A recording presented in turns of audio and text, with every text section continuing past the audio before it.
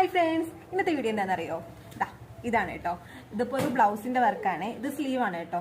ഇത്രയും ഞാൻ ചെയ്ത് വെച്ചിട്ടുണ്ട്. പക്ഷേ ഇതെനിക്ക് കുറച്ച് ഇഷ്ടപ്പെട്ടില്ല കേട്ടോ. കാരണം ഇത് ഓക്കെയാണ്, എനിക്ക് ഇവിടെ ഭയങ്കര ഇഷ്ടമായി. ഈ ഒരു പോർഷൻ കണ്ട്, ഒരു ഗോൾഡൻ കളർ പോർഷൻ നല്ല ഭംഗിയുള്ളതായിട്ട് എനിക്ക് തോന്നി കേട്ടോ, എനിക്ക്.